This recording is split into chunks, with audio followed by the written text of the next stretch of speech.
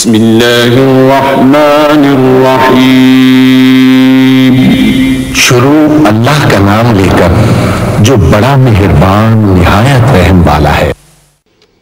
نحمدہ و نصلی علی رسولہ الکریم۔ اعوذ باللہ من الشیطان الرجیم، بسم اللہ الرحمن الرحیم۔ دل و جان سے عزیز میرے پیارے بھائیوں، محترم بہنوں، السلام علیکم ورحمۃ اللہ وبرکاتہ۔ اللہ رب العزت کا جتنا بھی شکر ادا کریں وہ کم ہے کہ ہمیں مسلمان گھرانوں میں پیدا فرمایا، اور بلا شبہ کسی مسلمان گھرانے میں پیدا ہونا ہمارے اپنے بس میں نہیں تھا، اور نہ ہی کسی انسان کے بس میں ہے کہ وہ اپنی مرضی کے خاندان، اپنی مرضی کے ملک، اپنی مرضی کے قوم میں پیدا ہو سکے۔ اس لیے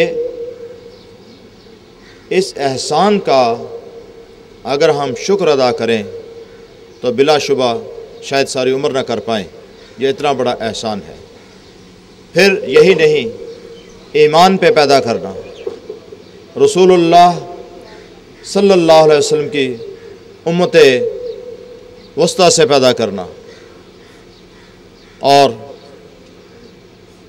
بات یاد رکھنے کی یہ ہے کہ جب پیدا کیا اعلیٰ خاندانوں میں دین اسلام پر حضور نبی کریم صلی اللہ علیہ وسلم کی امت سے،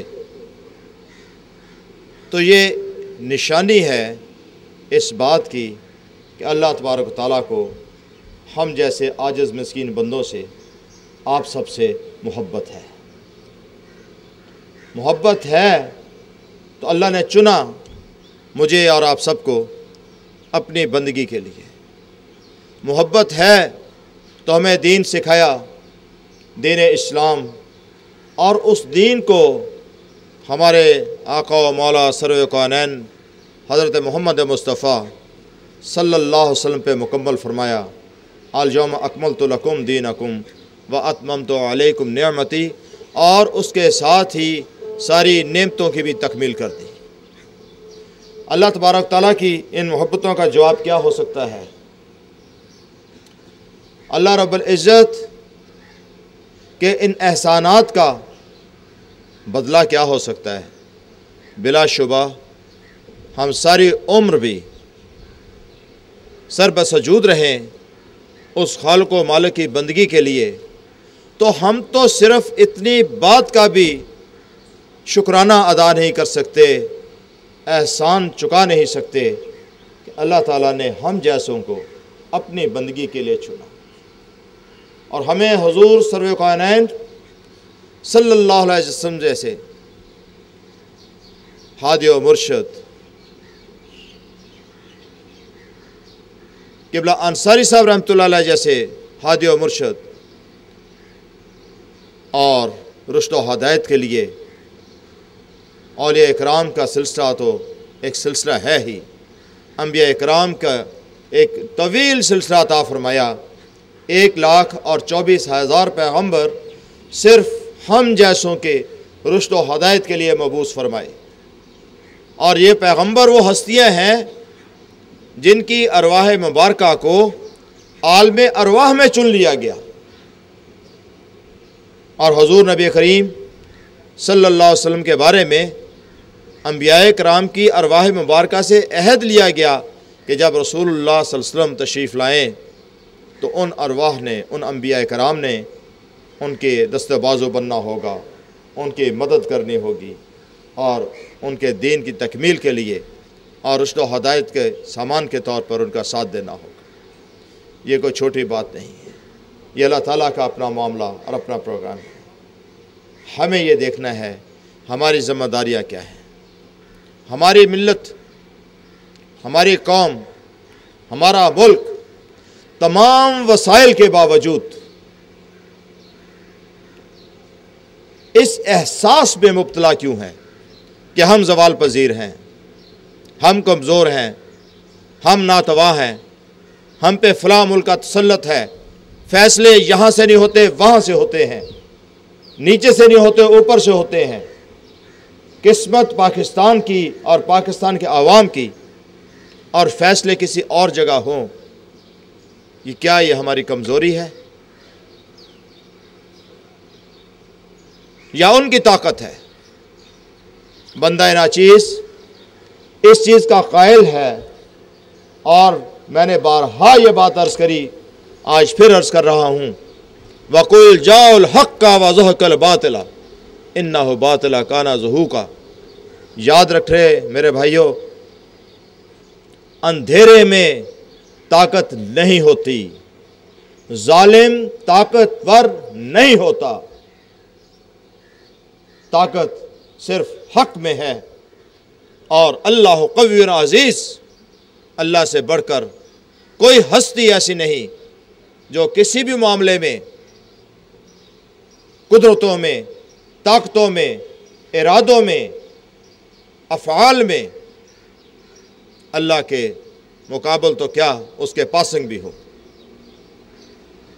اور جب اللہ ہی قوی عزیز اور قوت کل ہے تو پھر کمزوری رب کی طرف سے نہیں۔ اندھیرا اس وقت پھیلتا ہے جب روشنی کی کمی ہو، اندھیرا اس وقت پھیلتا ہے جب روشنیاں بجھ جائیں۔ اگر روشنی موجود ہو، حق پھیل جائے، تو باطل میں طاقت نہیں کہ وہ روشنی پہ غالب آ جائے۔ ہمیں آج جو اکٹھے ہوئے ہیں اسی بات کا جائزہ لینا ہے، اور ہم اللہ کے شکر گزار ہیں کہ ہم صرف اللہ کی رضا کے لیے سفر کر کے راستے کے صوبتیں اٹھا کر یہاں اکٹھے ہوئے ہیں، اور دعا ہے کہ اللہ تعالیٰ ان نعمتوں سے اور ان حسنات اور برکات سے کما حقہ مجھے آپ سب کو نوازے، جو آج کے اس جلسے کا اصل مقصد ہے۔ اس سے پہلے کہ میں چند باتیں اور آپ کی خدمت میں عرض کروں، ہمارے بزرگ بھائی جناب الحاج حق نواز اور گجرات کے رفیق صاحب، مانسیرا کے منشی خان اور چودھری نور صاحب کی زوجہ محترمہ اس دنیا سے اس سال انتقال کر گئے، اور یہ چودھری نور صاحب کی زوجہ محترمہ کے بارے میں آپ سب کو اچھی طرح یاد ہو کہ جب ایک خاص مقصد کے لیے کنٹریبیوشن ہو رہا تھا اس گھر کے لیے، تو بھائیوں نے اپنی ایک ایک تنخواہ اللہ کی راہ پہ خرچ کی، تو وہ اپنا زیور اٹھا لائی تھی، ہم انہیں بھول نہیں سکتے۔ حق نواز صاحب قبلہ انصاری صاحب کے مجازین میں سے ہیں، اور گجرات کے رفیق صاحب کی یاد بھی ہم بھلا نہیں سکتے، اور پھر میں ابو بکر صدیق کو بھی نہیں بھول سکتا جس نے اپنے آپ کو ایسے وقف کر دیا تھا حلقے کی خدمت کے لیے کہ سبحان اللہ۔ ماسٹر سلیمی صاحب کی صاحبزادی جوان سال بھی دنیا سے رخصت ہوئی ہیں، اور کچھ اور دوست احباب بھی۔ وہ قومیں جو ماضی کو بھلا دیتی ہیں ان کے مستقبل تاریک ہوا کرتے ہیں، محسنوں کی یاد دل میں بسائی جاتی ہے، اور اللہ تبارک و تعالیٰ ان پیارے بھائیوں کے درجات بہت بلند فرمائے۔ اپنی بات شروع کرنے سے پہلے میں ان کی یاد میں آپ سے درخواست کروں گا کہ ان کے ایصال ثواب کے لیے فاتحی پڑھ لیں۔ اللہم صلی علی سیدنا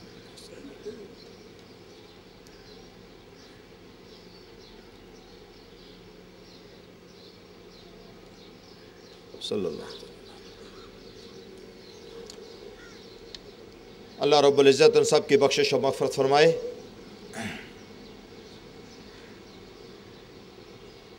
اور ہم سب کو جب تک زندہ رکھے، دین اسلام پہ رکھے، اور حضور نبی کریم صلی اللہ علیہ وسلم کی امت میں ان کے شرف غلامی میں رکھے، اور جب بھی اٹھائے ایمان پہ اٹھائے، اور اپنے قرب و لقاء کی منزلیں ہمارے لیے آسان فرمائے۔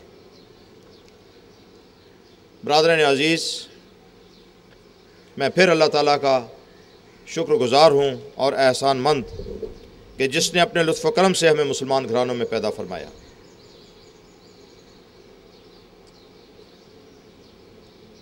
لا یستوی اصحاب النار و اصحاب الجنہ، اصحاب الجنۃ هم الفائزون۔ جو لوگ چن لیے جائیں رب کی عبادت کے لیے، وہ ان لوگوں جیسے نہیں ہوتے جنہیں اندھیروں میں بھٹکنے کے لیے چن لیا جائے۔ شہد کی مکھی اور گندگی کی مکھی میں بہت فرق ہوتا ہے۔ اگر آج کا مسلمان اس فرق کو سمجھ لے، ہمیں وہ شعور حاصل ہو جائے کہ اللہ تعالیٰ نے ہم پہ کتنے احسانات اور انعامات فرمائے ہیں، ہم کیا ہیں، ہمارا مقصد حیات کیا ہے، تو وہ بے حسی جسے ہم کمزوری کا نام دے رہے ہیں وہ ختم ہو جائے گی۔ اور جس دن مسلمانوں کے اندر سے بے حسی ختم ہو گئی، یہ مردہ دل نہ رہے، انہیں زندگی اور موت کی حقیقت سمجھ آ گئی، تو انشاءاللہ العزیز دنیا کی کوئی طاقت، کوئی شخص، کوئی قوم، کوئی ملک، کوئی غاصب اور کوئی ظالم مسلمانوں کا مقابلہ کسی بھی لحاظ سے نہ کر سکے گا۔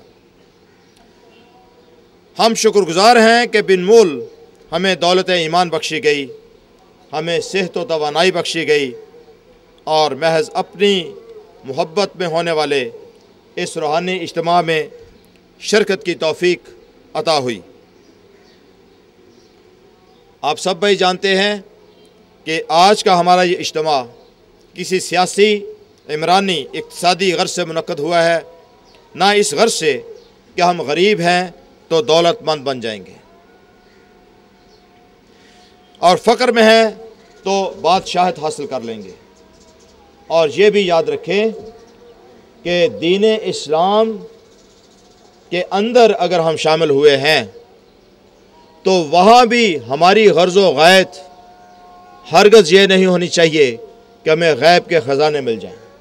مجھے قرآن حکیم کی وہ آیت یاد آ رہی ہے جس میں حضور نبی کریم صلی اللہ علیہ وسلم کی طرف سے مخاطب کیا جا رہا ہے مسلمانوں کو کہ میرے پاس کوئی غیب کے خزانے یا عرش کی کنجیاں نہیں ہیں، میں تو ایک اللہ کا بندہ اور رسول ہوں۔ جس چیز کی طرف بلایا جا رہا ہے آپ کو، وہ اللہ کی عبادت، وہ تقوی کی اور دین اسلام کی نعمت ہے۔ یہ اس کا مفہوم میں نے عرض کیا ہے، اس وقت آیت میرے پاس لکھی ہوئی نہیں ہے، تو یاد رکھیں کہ حلقے میں شمولیت کا مقصد یا اس اجتماع کا مقصد یہ نہیں کہ غریب ہیں تو دولت مند بن جائیں، فقر ہے تو بادشاہت حاصل کر لیں۔ ہماری غرض، ہمارا مقصود و مدعا اپنی اصلاح اور اللہ تعالیٰ کے قرب و لقاء اور رضا کا حصول ہے کہ ہمارا رب ہم سے راضی ہو جائے۔ ہم اللہ تعالیٰ کے احسانات کا بدلہ دے نہیں سکتے، ہماری چاہت، ہماری خواہش تو بس اتنی ہے کہ ہم جس کا مال ہیں، قالوا ان للہ و انا الیہ راجعون، بس اسی کے ہو رہے۔ ہماری سعی، ہماری قربانی، ہماری زندگی اور موت، ہمارا لائف سٹائل، جینا مرنا، جو کچھ بھی ہے سب اسی کے لیے ہے جو رب الناس، مالک الناس، الہ الناس ہے، جو ہمارا خالق و مالک اور مقصود و معبود ہے۔ اگر ہم اس نقطے کو سمجھ گئے کہ ہم اپنے رب کا مال ہیں، اور یہ زندگی جو اللہ نے ہمیں عطا فرمائی، یہ جو سانس بخشے، جو گھڑیاں عطا ہوئی ہیں، یہ جو نعمتیں عطا ہوئی ہیں، جو صلاحیتیں ہمیں بخشی گئی ہیں، عقل ہو، علم ہو، جسمانی یا روحانی قوتیں ہوں یا کسی قسم کی اور وسائل زندگی، یہ اللہ تعالیٰ کی اور اس کے پیارے نبی صلی اللہ علیہ وسلم کی امانتیں ہیں۔ انہیں ہم نے اس طریقے سے استعمال کرنا ہے جیسے اللہ اور اس کے رسول صلی اللہ علیہ وسلم کی چاہت ہے۔ یہ جہاں اسی کا ہے، اور ہم مکین و مکان سب اسی کے ہیں۔ اگر یہ نقطہ سمجھ میں آ جائے تو اللہ کی راہ پہ چلنا اتنا آسان ہو جائے گا کہ آپ اسے بڑی محبت سے اور بڑی آسانی سے اس راستے پہ چلیں گے۔ اللہ تعالیٰ ہمیں اسلام کے صحیح راستے پہ چلنے کی توفیق عطا فرمائے اور اپنی معرفت و حکمت، اپنا قرب و لقاء اور اپنا دیدار بخشے، اور ہم اپنے رب کے مقبول اور محبوب بندوں میں شامل ہو جائیں۔ آپ دیکھیں کہ حضور نبی کریم صلی اللہ علیہ وسلم کی جو صفات کا ذکر ہوتا ہے، آپ صادق اور امین ہیں، آپ کی دیانت، آپ کی امانت، آپ کی شرافت اور حیا اور محنت جیسی خوبیاں، اور آپ کا بطور جرنیل ہونا اور بطور ایک اچھے خامد کے ہونا، ایک اچھے بھائی کے، ایک دوست کے ہونا، سب چیزیں اپنی جگہ موجود ہیں، مگر یہ خوبیاں پیدا کیسے ہوتی ہیں وہ نقطہ انتہائی اہم ہے۔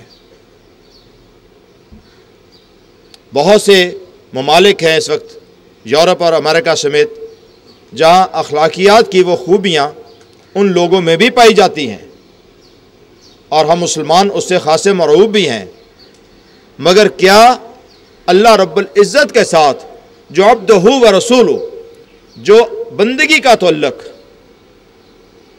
جو اللہ تعالیٰ کے محبوب ہونے کا تعلق، محبوب رب المشرقین و رب المغربین، جو قلبی تعلق نبی کریم صلی اللہ علیہ وسلم کو حاصل تھا، وہ کسی ذی روح کو، کسی جن و انس، کسی بشر، کسی فرشتوں کو حاصل ہوا۔ جب اللہ رب العزت سے وہ تعلق پیدا ہو جائے، بندگی کا تعلق، اور انسان دل و جان سے اس چیز کو مان جائے اور جان جائے اور قبول کر لے کہ ہم اپنے رب کا مال ہیں اور ہمیں اللہ کی عبادت کے لیے زندہ رہنا ہے، تو سارے معاملات حل ہو جاتے ہیں۔ عبادت کیا ہے؟ صرف نماز روزے کا نام نہیں ہے، اس میں وہ ایک علیحدہ ایک لمبی بات ہے کہ اس کے اندر کس طریقے سے رزق حلال کمانا، بیوی بچوں سے اچھا سلوک کرنا، اپنے پڑوسیوں کا خیال رکھنا، دوست احباب کی خاطر مدارت سے لے کر اور اپنے ملک و قوم کی خدمت سے لے کر پورے جہان اور انسانیت کی خدمت، یہ ساری کی ساری عبادت کے اور اخلاق عالیہ ہی کے زمرے میں آتی ہے۔ اور اخلاق حسنہ ہے کیا؟ اخلاق کی تعریف سمپل الفاظ میں یہ ہے کہ دوسروں کا حق بخوشی ادا کرو۔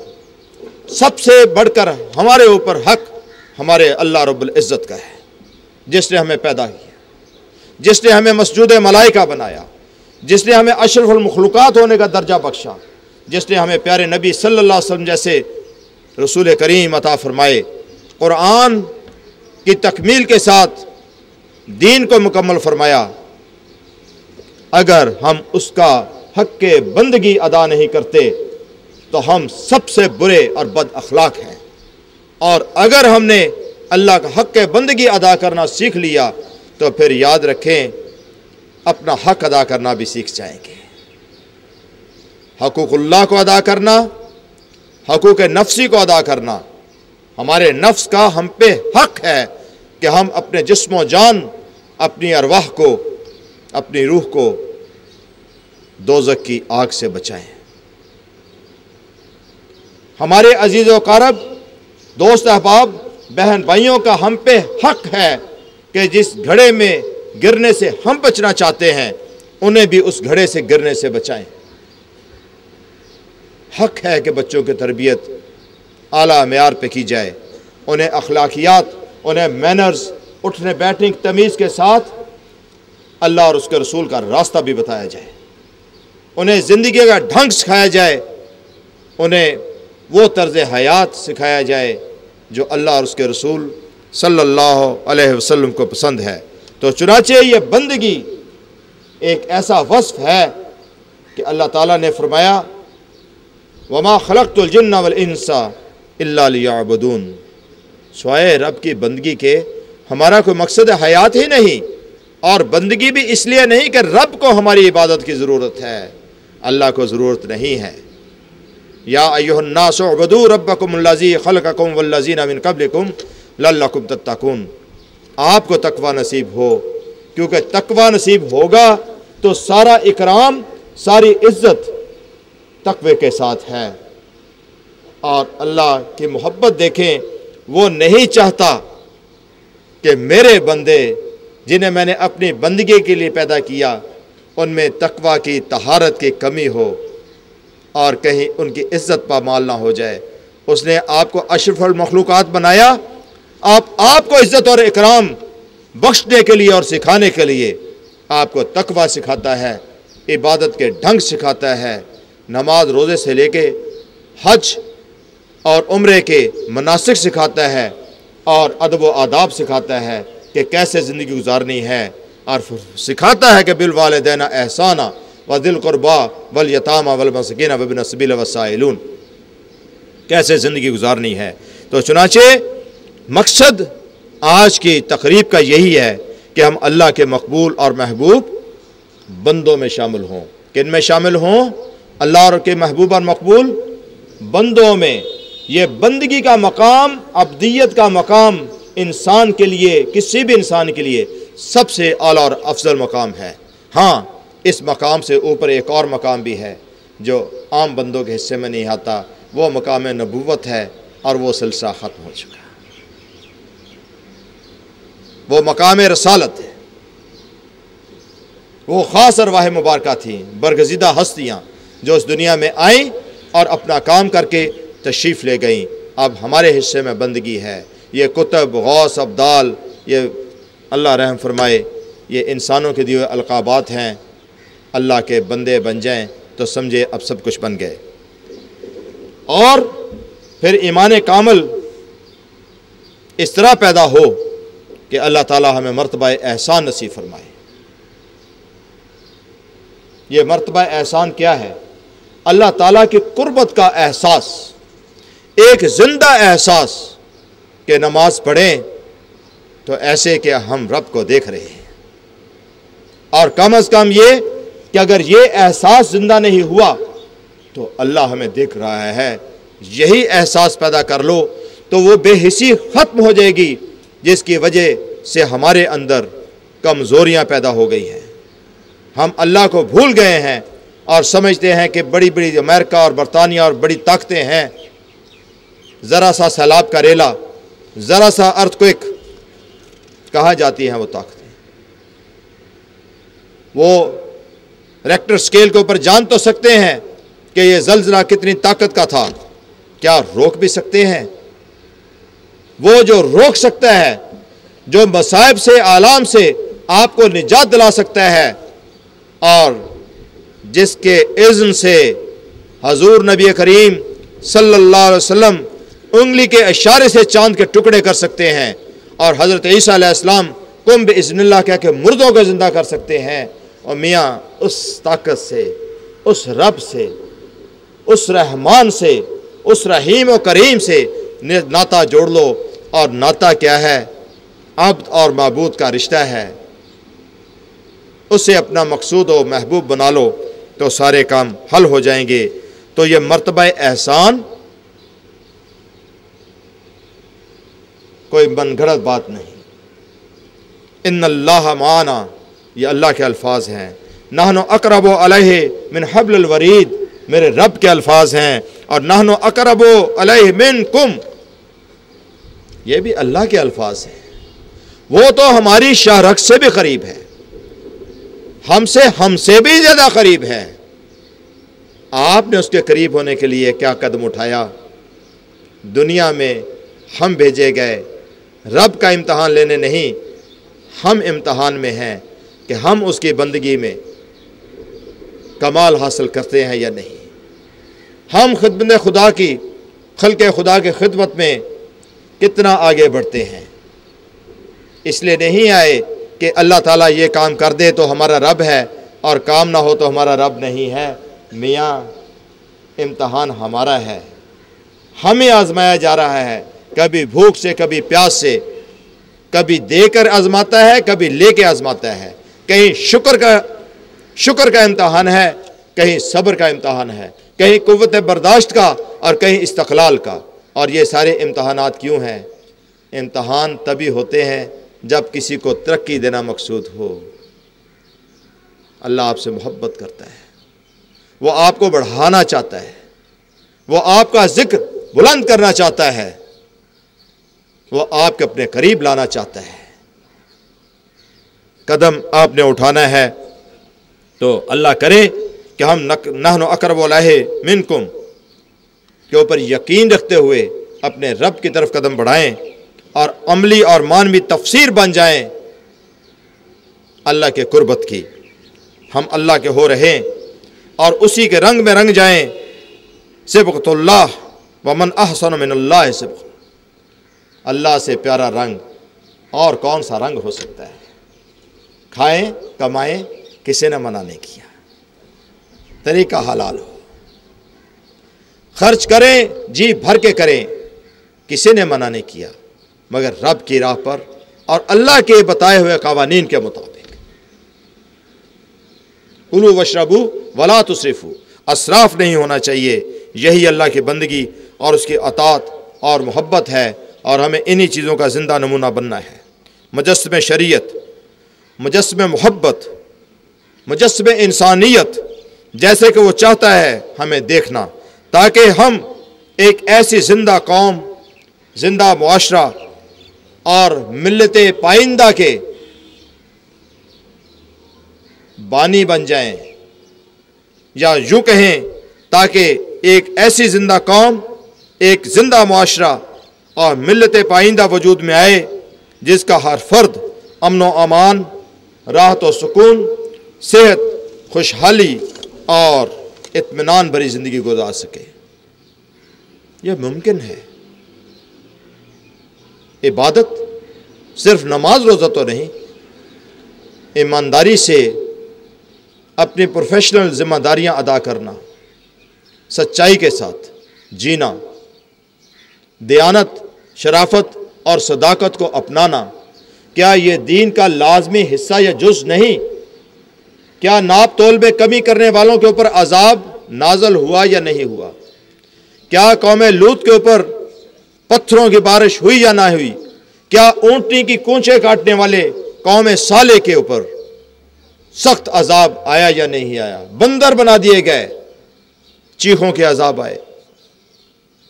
جب ان قوموں کے اوپر یہ سارے عذاب اخلاقی انحطاط کی وجہ سے آئے، اور اللہ تعالیٰ نے قرآن پاک میں صاف فرما دیا کہ اللہ تعالیٰ اپنے سنت کو تبدیل نہیں کرتا، تو ہمیں کس نے گارنٹی دی ہے کہ جو چاہو کرو؟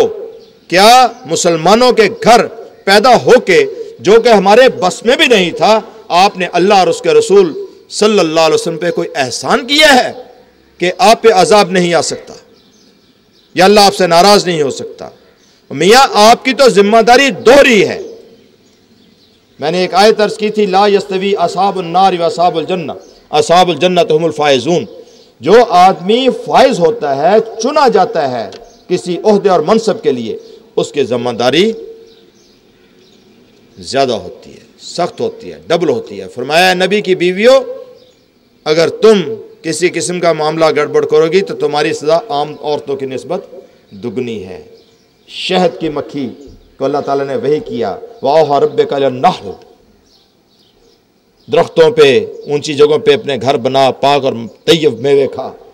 جب وہ کہا مانتی ہے، وہی پہ عمل کرتی ہے، تو اس کے جسم سے مشروب نکلتے ہیں، رنگ برنگے مختلف شہد کے، اور اگر وہ غلطی سے گندگی پہ جا بیٹھے تو وہیں مر جاتی ہے، اس کو مار دیا جاتا ہے، دوبارہ اپنے چھتے میں واپس نہیں جا سکتی۔ تو میرے پیارے بھائیوں، اللہ تعالیٰ نے آپ کو مسلمان پیدا کیا، ہادی و مرشد عطا کیے، قرآن حکیم آپ کے پاس ہے، آئیں عہد کریں کہ ہمیں ایک نیک اور صالح مومن بن کے جینا ہے۔ درخت کی پہچان پھل سے ہوتی ہے، اور مرشد کی پہچان اس کے پیارے مریدوں سے، اور نبی کریم صلی اللہ علیہ وسلم کے سامنے کون سا منہ لے کر حاضر ہوں گے جب تمام انبیاء کرام موجود ہوں گے اور ہر ایک کی امت بھی موجود ہوگی؟ جنت دوزخ تو بات کی بات ہے، آنکھوں کی شرم بہت بڑی بات ہوتی ہے۔ ہمیں کیسا ہونا چاہیے؟ ضرور سوچئے۔ اللہ تعالیٰ ہمیں اطمینان بھری زندگی، ایمان بھری زندگیاں نصیب فرمائے، اور دنیا میں بھی کامیابی اور کامرانی بخشے، اور آخرت میں بھی سرخرو اٹھائے۔ آج کا جلسہ، ہر وہ جماعت جو کوئی تعمیری کام کرنے کی خواہاں ہو، اس کے لیے ایسے اجتماعات بڑی اہمیت کے حامل ہوتے ہیں۔ ان کی بدولت جماعت کے اراکین میں نہ صرف نظم و ضبط، رابطہ اتحاد، اخوت محبت اور صبر و برداشت اور اثار و قربانی جیسی خوبیاں پیدا ہوتی ہیں، بلکہ سستی اور غفلت بھی دور ہو جاتی ہے، اور کئی بھولے ہوئے اسباق بھی یاد آتے ہیں، جیسے میں کوشش کر رہا ہوں کہ آپ کو سب یاد آ جائے۔ ان سے ایمان اور ایقان کو تقویت ملتی ہے، اور فائدہ کیا ہوتا ہے؟ قوت عمل میں اضافہ ہوتا ہے، اور پوری جماعت ایک نئے جوش اور تازہ ولولے اور توانائی کے ساتھ مضبوط اور متحرک ہو جاتی ہے۔ اگر حرکت پیدا نہ ہوئی، اگر ایک نئے ولولے اور جذبے اور جوش کے ساتھ ہم نے آج سے نئی زندگی کا آغاز نہیں کیا، تو پھر یہ جلسہ اب سے بے فائدہ ہے۔ مجھے اب سے یاد آ گیا، آپ سب اس بات سے متفق ہوں گے کہ اللہ تبارک و تعالیٰ نے دنیا میں کوئی چیز اپس پیدا نہیں فرمائی، کوئی تنکا بھی اپس نیب نہیں ہوا، تو کیا ایک اشرف المخلوقات یوں ہی پیدا کر دیا گیا؟ اپنے آپ کو بیکار نہ سمجھیں، اپنے آپ کو بیکار نہ سمجھیں، صرف اس بے حسی کو ختم کرنا ہے، صرف اپنے دلوں کو زندہ کرنا ہے۔ اگر آپ کے دل زندہ ہو گئے اور آپ ایک نئے عہد اور عزم کے ساتھ آج اٹھ کھڑے ہوئے، خونی انقلاب کے لیے نہیں، اپنی زندگیاں سنوارنے کے لیے، اپنے آپ کو اللہ رب العزت کے احکام کے مطابق ڈھالنے کے لیے، اللہ کی خواہش اپنی خواہش بنانے کے لیے، اور رسول کریم صلی اللہ علیہ وسلم سرکار ابتکار کے صحیح راہ پر چلنے کے لیے، تو آپ دنیا بدل سکتے ہیں۔ میں اللہ کو حاضر و ناظر کر جانتے ہوئے میں آپ کو یقین دلاتا ہوں کہ آپ دنیا بدل سکتے ہیں، مگر یہ ایسے دنیا نہیں بدلتی کہ جب 3 دن گزر گئے، بیچ میں ذکر بھی ہوا اور معاملے بھی ہوئے، اوپر 4-4 6-6 گھنٹے کی سیٹنگ ہوئی، اور آنے کا خیال ہی نہیں آیا بھی اب دعا کا ٹائم ہے، چلو بھئی آج ہاتھ لگاتے ہیں، اور آتے ہی پرچیاں نکال لیں۔ دعائیں 24 گھنٹے کے لیے حاضر ہوں، میں بنا کس لیے ہوں؟ آپ کی باجی صاحبہ کس لیے ہیں؟ ہمیں قبلہ حضور اس لیے بٹھا کے گئے ہیں، اور وہ ماں کیسی ماں ہوگی جو اپنے بچوں کو یاد نہ رکھے، اور وہ باپ کیسا باپ ہے جو اپنے بچوں کو یاد نہ رکھے، وہ مرشد کیسا مرشد ہے جس کو اپنے بیٹے بیٹیاں یاد نہ ہوں۔ وہ تو 24 گھنٹے کا عمل ہے، ہر نماز میں آپ کے لیے دعا ہے، ہر دل کی دھڑکن میں آپ کے لیے دعا نکلتی ہے، مگر جب تربیت کے لیے بلایا جائے، درس قرآن کے لیے بلایا جائے، دورہ حدیث کے لیے بلایا جائے، سالانہ ختم شریف اور اجتماع کے لیے بلایا جائے، تو پھر یہ اگر 3 دن کا پروگرام ہے تو 3 سے مراد 3 ہے، 4 سے مراد 4 ہے۔ تشنا واپس نہ جائیں، سیکھ کے جائیں، اور معاشرتی کاموں میں جس طرح ایک دوسرے سے مل جل کے کام کرنا ہوتا ہے، اللہ کے کاموں میں بھی ایک دوسرے کے دست و بازو بننا ہوتا ہے، رشد و ہدایت کے مرکز پہ جمع ہونا اس لیے ضروری ہوتا ہے کہ آپ کے اندر طاغوتی طاقتوں سے لڑنے کی ہمت اور توفیق پیدا ہوتی ہے، اور انڈر کمٹمنٹ آپ ایک سیسا پلائی دیوار ثابت ہوتے ہیں، حوصلہ افزائی ہوتی ہے۔ یہی تو وجہ ہے کہ مسجد میں نماز پڑھنے کا ثواب زیادہ ہے اور جمعے کی نماز کا اور بھی ثواب زیادہ ہے، کیونکہ آپ کو دیکھ کے نہ جانے کتنے اور لوگ اس طرف مائل ہو جاتے ہیں۔ اللہ تعالیٰ نے ہمیں یہ مرکز، یہ مہر و وفا کا مرکز انعام کیا ہے، ہماری طاقت میں نہیں تھا اسے بنانا۔ ہمیں اس ذات کا شکر ادا کرنا ہے، اور طریقہ یہ ہے کہ ہم رشد و ہدایت کے اس مرکز کو دین اسلام کی سربلندی اور اخلاق عالیہ کے فروغ کے لیے ایک وسیلہ بنا لیں، دین حق کی بالادستی کے حصول میں تن من دھن کے ساتھ اس کے ساتھ وابستہ ہو جائیں، اور جب بھی آپ کو بلایا جائے تشریف لایا کرے۔ آپ کے آنے سے میرے دل کو بھی تقویت ملتی ہے۔ پچھلے سالانہ اجتماع کے موقع پہ عرض کیا تھا کہ اقوام ملل کے عروج و زوال میں جو کلیدی نقطہ ہے وہ عقائد و افکار ہیں۔ عقائد و افکار بیسک کلیدی کردار ادا کرتے ہیں، جیسے سورہ یونس میں ارشاد باری تعالیٰ ہے کہ اللہ تبارک و تعالیٰ لوگوں پہ ظلم نہیں کرتا۔ الرحمن علم القرآن، کہیں اللہ کے ناموں میں ظالم کا نام لکھا ہوا ہے؟ وہ ظالم نہیں ہے۔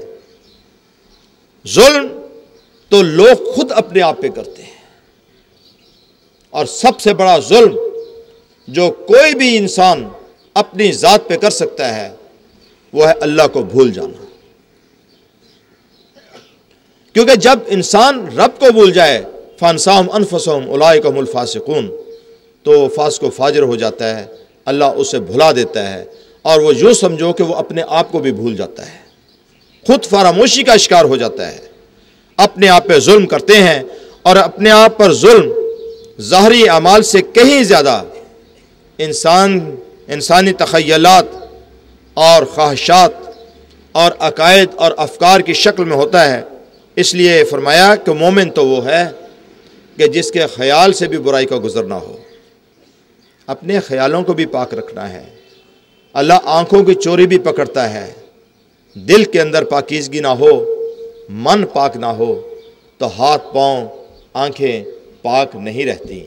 اور یہ من کی پاکیزگی مرشد کی توجہ اور صحبت کے بغیر، ذکر و فکر اور عبادت کے بغیر، اور اللہ کی راہ پہ خرچ کیے بغیر کبھی حاصل نہیں ہوتی۔ سورہ رعد اور سورہ انفال میں بالترتیب یہ آیات موجود ہیں جو آپ کی یاد دہانی کے لیے مقرر عرض کرتا ہوں۔ سورہ رعد میں فرمایا یہ حقیقت دوبارہ اس طرح بیان کی جا رہی ہے، اور اللہ اس نعمت کو جو کسی قوم کو حاصل ہو نہیں بدلتا جب تک کہ وہ قوم خود اس کو نہ بدلے جو ان کے نفوس میں، ان کی خواہشات میں پوشیدہ ہے۔ اور اب پھر عرض کر رہا ہوں حتیٰ یغیروا ما بانفسہم، اس امید اور یقین کے ساتھ کہ آپ اپنے نفوس، اپنے افکار و خیالات، اپنی سوچ، خواہشات، چاہتوں اور رویوں میں، یعنی حالت نفس میں مثبت تبدیلی لائیں گے، اور سرکار ابتقرار احمد مجتبیٰ صلی اللہ علیہ وسلم نقش پا پر چلنے کو اپنا مقصود حیات بنائیں گے۔ تصوف کوئی نیا دین نہیں ہے، کوئی نیا چیز طریقہ نہیں ہے، یہ اشغال الدین، اسلام کے بیسک سٹرکچر اشغال فی الدین کو تقویت دینے کے لیے ہوتا ہے، اسلام کی سربلندی کے لیے ہوتا ہے۔ اور اگر اسلام کی سربلندی نہیں ہے، شریعت پر عمل نہیں ہے، تو پھر نہ کوئی صوفی ہے، نہ کوئی غوث، نہ کتب، نہ ابدال، پھر سب ڈرامے ہیں۔ ہندوؤں کا تصوف ہندوؤں کے لیے ہوگا، سینٹ کرسچنز کے لیے ہوں گے، مسلمان صوفی اعلیٰ درجے کا مومن ہوتا ہے۔ جس طرح ظاہری طور پر شریعت کے اراکین ہیں، نماز روزے کی شرائط ہیں، اس طرح سے جب تک دل پاک نہ ہو، من پاک نہ ہو، والذین آمنوا اشد حبا للہ نہ ہو، اللہ کی شدید محبت نہ ہو دلوں میں، اس وقت تک انسان کامل مومن نہیں بن سکتا۔ تو ما بانفسہم سے مراد حالت نفس تحت شعور و لاشعور میں پوشیدہ وہ مقاصد اور خواہشات ہیں جن کے حصول کے لیے کوئی شخص اپنی جان و آن کی بھی پرواہ نہ کرے. یعنی ایسی خواہش، ایسی تمنا، ایسا آبجیکٹو، معروض آرزو کہ جس کے لیے انسان کہتا جان جاتی ہے تو جائے. اور معروض آرزو جب مقصود زندگی بن جائے تو سورہ فرقان میں اس کے بارے میں الفاظ کیا آئے ہیں، بڑے غور سے سنیے. کیا آپ نے اس شخص کے احوال اور ظروف پر غور کیا جس نے بس اپنی تمنا، اپنی خواہش اور اپنے جذبے کو اپنا الہ بنا رکھا ہے؟ کیا آپ اس کے وکیل و نگراں ہو سکتے ہیں؟ لیں گے وکالت نامہ ایسے آدمی کا جو کہے جی میں نہیں جانتا خدا کیا چاہتا ہے، میں تو یہ چاہتا ہوں. یہ لیلا مجنوں کے قصے، یہ میں نے فلاں سے لو میرج کرنی ہے ورنہ خودکشی کر لوں گی یا کر لوں گا، یہ قرآن اور اسلام نہیں ہے.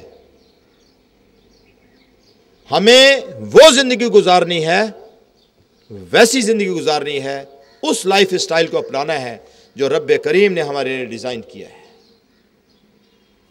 معروض زندگی، معروض آرزو اللہ کی ذات اقدس نہیں ہے، اللہ سے محبت نہیں ہے، اور رسول کریم صلی اللہ علیہ وسلم کی محبت اپنی جان و مال سے زیادہ نہیں ہے، اپنے ماں باپ اور اولاد سے بڑھ کر نہیں ہے، تو پھر میاں ایمان کا وہ درجہ ہی نصیب نہیں ہوتا جو چاہیے، ریکوائرڈ سٹینڈرڈ نہیں ملتا.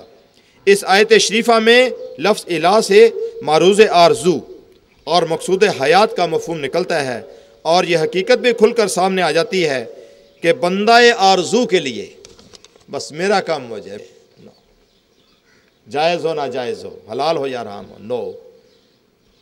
تو ایسے بندے کے لیے رشد و ہدایت اور کسی ہادی و پیغمبر کے فیضان و شفاعت کا میسر آنا ممکنات میں سے نہیں. مجھے شعر یاد نہیں آ رہا پورا کہ تیری یہ ہے تمنا کہ تیری آرزو ہو پوری، میری دعا ہے تیری آرزو بدل جائے. سورہ جاسیہ میں مقرر ارشاد ہوتا ہے، کیا آپ نے اس شخص کے احوال و ظروف پر غور فرمایا جس نے اپنے جذبہ و عصبیت اور خواہش کو اپنا الہ بنا رکھا ہے، اور اللہ نے اس کے علم با وصف اس پر راہ مستقیم گم کر دی ہے.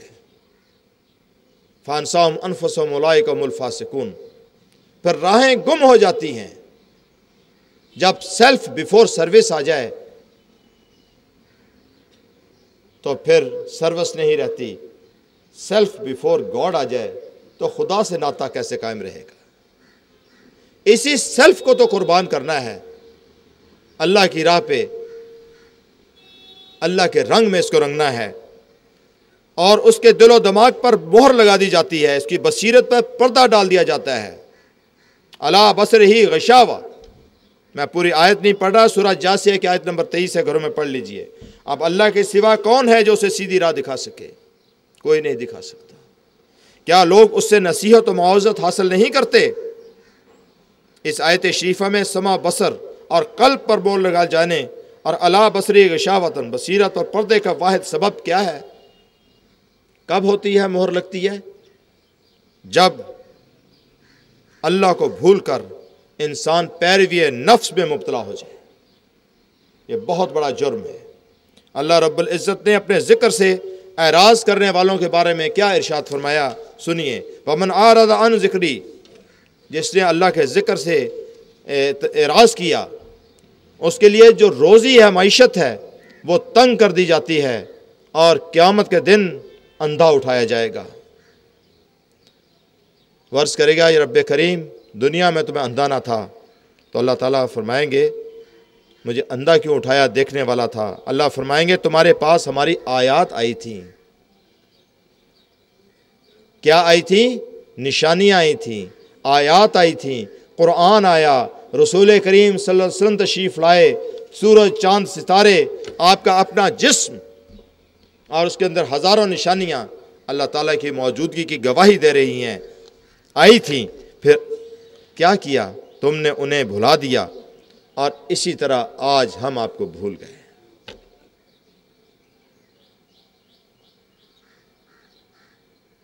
کہیں لکھا ہے کہ یہ آیت مسلمانوں کے اوپر ایپلیکیبل نہیں ہے؟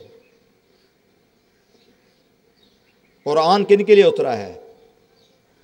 کیا مسلمانوں کے لیے نہیں اترا؟ تو اگر قرآن پاک کے اندر یہ باتیں موجود ہیں تو پھر کس کے لیے ہیں؟ اللہ تعالیٰ کو بھولنا یہ مرگ ضعیفی کا اصل سبب ہے، بے حسی کا، مردہ دلی کا۔ اس لیے پھر ارشاد ہوتا ہے وَمَنْ كَانَ فِي هَٰذِهِ أَعْمَىٰ فَهُوَ فِي الْآخِرَةِ أَعْمَىٰ، جو لوگ اس دنیا میں اندھے ہو گئے، آنکھوں پہ پٹیاں بند گئی، سب کچھ پیسہ، سب کچھ فلاں، سب کچھ عورت، زن زر زمین، حق نہ حق، اللہ رحم فرمائے وہ آخرت میں بھی اندھے اٹھائے جائیں گے۔ خود فراموشی کا شکار ہو جاتے ہیں ایسے لوگ۔ مسلمانوں کی حالت جاریہ پہ غور کر لیں۔ اسباب بہت سے ہیں آپ کے سامنے، رابطے کی کمی، اتحاد کی کمی، تنظیم کی کمی، قرآن پہ عمل نہیں ہے۔ کبھی غور کیجئے کہ یہ سارے کے سارے اسباب جنہیں ہم زوال ملت کے اسباب کہتے ہیں،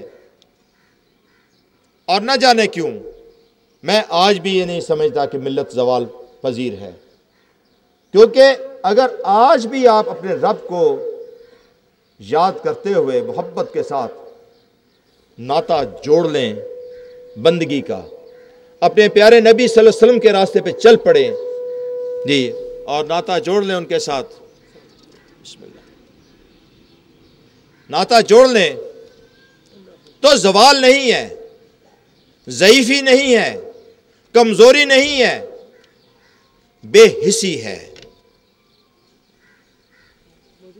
وسائل جتنے رب کریم نے مسلمانوں کو عطا فرمائے ہیں، اسٹیٹسٹکس دیکھ لیں، اتنے وسائل کسی قوم کے پاس نہیں،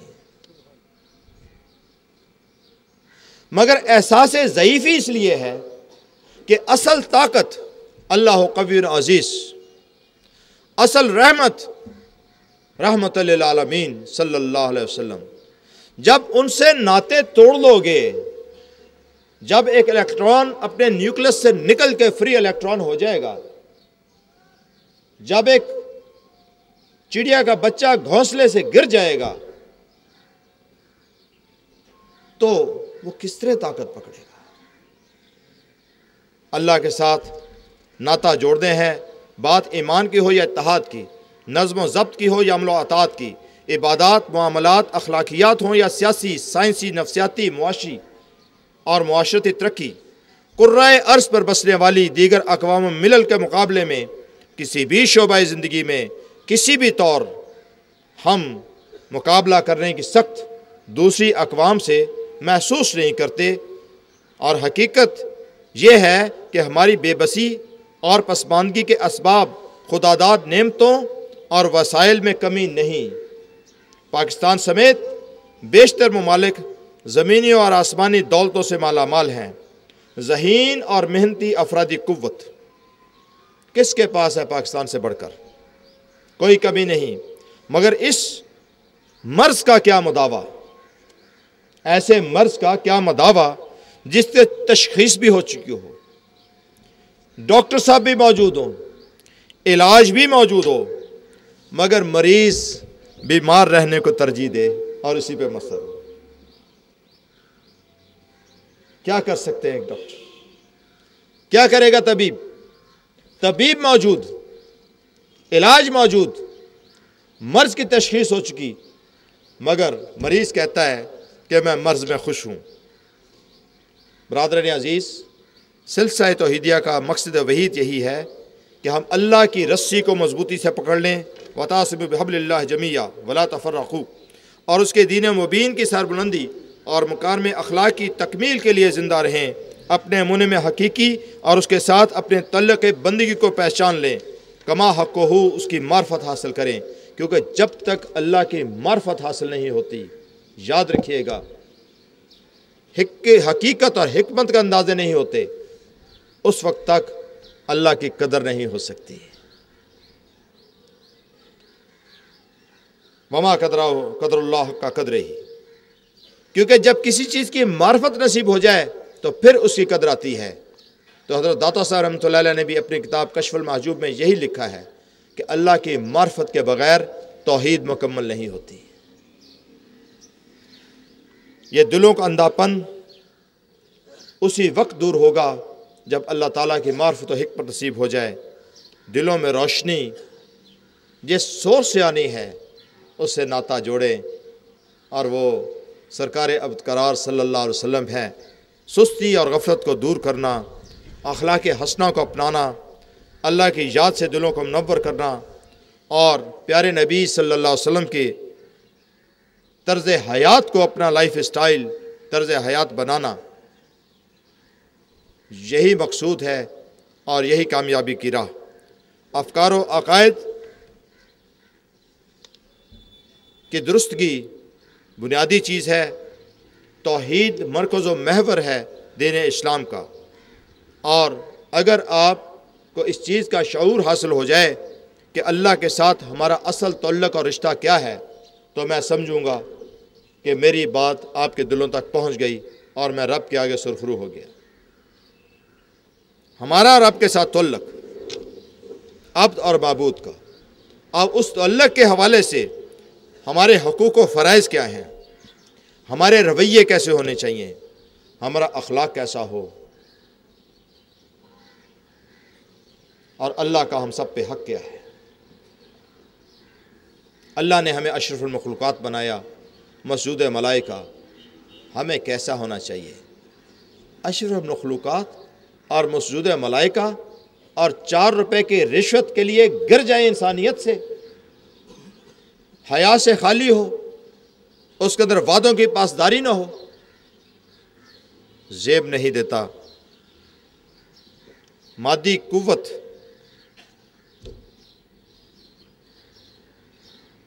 ہوتی ہے، اور ذرے میں بھی اتنی قوت ہوتی ہے کہ ذرے کا دل چیرو لہو خورشید کا نکلے، ایٹم بم ایک ذرہ پھٹا تو چاگی کے پہاڑ اڑا دیے، مگر مادہ شعور کی خفتگی کے بغیر، قوت ارادی کے فقدان کے بغیر، یاد رکھیں یہ قوتیں شیطانی قوتیں تو ہو سکتی ہیں، ایمانی قوتیں نہیں ہو سکتی۔ قوت جتنی بھی ہو حرکت سے پیدا ہوتی ہے۔ پہاڑ اور گلہری کی نظم دل تو چاہتا تھا یاد کرا دوں، اگر وہ اپنی جگہ سے ہل نہیں سکتا تو اس کی جسامت کو کیا کریں۔ مسلمانوں کے پاس بڑے وسائل ہیں، اگر مسلمانوں نے نہ ہلنے کی قسم کھا رکھی ہو تو پھر وہ وسائل آپ کے کیسے کام آئیں گے؟ انسانی شعور مادے کی اس قوت کو فعل میں تبدیل کرتا ہے، اور انسان کے لیے شمس و قمر مسخر ہونے کا راز اللہ تعالیٰ کے عطا کردہ علم، شعور اور فطرت اور قوت ارادی سے ہے۔ علم بے بہا نعمت ہے، مگر عمل نہ ہو تو علم بھی دھرے کا دھرا رہ جاتا ہے۔ اس لیے عمل کریں، اپنے آپ کو بے بس اور مجبور نہ سمجھیں۔ اللہ تبارک و تعالیٰ نے عمل کے لیے آپ کو پیدا کیا ہے۔ اللہ کو پکاریں، قل ادعوا اللہ وادعوا الرحمن، اللہ کہیں یا رحمان، سارے نام اسی کے ہیں، مگر بلا شرکت غیر، اس کو یاد رکھیں اور اس کے ذکر و فکر سے منہ نہ موڑیں۔ آزادی فکر و عمل یہ اللہ کی امانت ہے، مگر آزادی بے راہ روی کو نہیں کہتے۔ پانی اگر کناروں کے اندر ہو تو منزل پہ پہنچتا ہے، کناروں سے باہر نکل جائے تو اپنی زندگی کھو دیتا ہے۔ آگ چولہے کے اندر ہو تو کام کی ہے، باہر نکلے تو گھر جلا دیتی ہے۔ اللہ تعالیٰ نے جو آزادی فکر و عمل بخشی وہ اسلام اور شریعت کے دائرے کے اندر ہے، اس دائرے کے باہر وہ آزادی نہیں، بربادی ہوتی ہے۔ اللہ تعالیٰ کا اپنا نظام ہے، اور اللہ ہی کو اپنا معبود و محبوب اور مطلوب و مقصود بناتے ہوئے اپنے اندر یہ داخلی احساس پیدا کر لیں کہ ہمارا مقصد حیات مقصد تخلیق انسانی یہ ہے کہ ہماری فطرت کا یہ حصہ بن جائے کہ ہم اللہ تعالیٰ کے مطیع و فرمانبردار بندے ہیں، جس کے لیے اللہ نے ہمیں پیدا فرمایا، عبث پیدا نہیں کیا، بالکل عبث پیدا نہیں کیا، اور دنیا میں ہم اللہ کی آزمائش کرنے نہیں آئے بلکہ ہم آزمائش میں ہیں۔ الذی خلق الموت والحیات لیبلوکم ایکم احسن عملا۔ بھلائی کی آرزو رکھیں، نعمتوں سے منہ نہ موڑیں، دعائیں خوب دل بھر کے مانگیں اور ناشکری کبھی نہ کریں۔ اللہ تعالیٰ کے انعامات اور احسانات کو یاد رکھیں، اور کبھی کبھی گھر میں کاغذ پین لے کر بیٹھا کریں، اور کبھی کوشش تو کریں گننے کی اللہ تعالیٰ نے کتنی نعمتیں آپ کو عطا کی ہیں۔ فراخی رزق پہ سرکشی نہ کریں، اور ہمیشہ اللہ رب العزت کی راہ پہ خرچ کرتے رہیں، کبھی بھی بخیل نہ بنیں۔ اللہ کو بخل پسند نہیں، مگر وہی بات جو پہلے عرض کر چکا ہوں، کلوا واشربوا ولا تسرفوا، اسراف نہیں۔ دنیا سے محبت انسان کرتا ہے، مگر اللہ کو عزیز ہے کہ دنیا کے بجائے انسان رب سے محبت کرے۔ سودا آپ کے ہاتھ میں ہے، ایک طرف دنیا فانی ہے اور ایک طرف وہ ذات لا فانی۔ کس کی محبت پسند ہے؟ کس کی محبت دائمی ہے؟ کس کی محبت آپ کو سرخری بخش سکتی ہے؟ اور یاد رکھیں کہ اکرام انسان، اس کا خلیفۃ الارض ہونا، اس کا علم با علم ہونا، اس کا مسجود ملائکہ ہونا، اور مخلوق خدا اور جنت کا وارث ہونا، اور اس کا بالباس ہونا، اور خشکی اور دریاؤں پہ اللہ تعالیٰ نے جو طاقتیں بخشی ہیں اس کو سفر کرنے کی، یہ ساری قوتیں انسان کو امانت کے طور پر اللہ تبارک و تعالیٰ نے عطا فرمائی ہیں۔ اس لیے اپنی ذمہ داریوں کو پہچانیں، حق کو تسلیم کریں، نیک اعمال بجا لائیں، پاکیزگی فکر و عمل اپنائیں، اور راہ ہدایت ہی اصل راہ ہے، اس سے کبھی بھی منہ نہ موڑیں۔ کامیابی زندگی کی کامیابی یا کامیاب زندگی یہ اللہ کی طرف رجوع کرنے میں ہے۔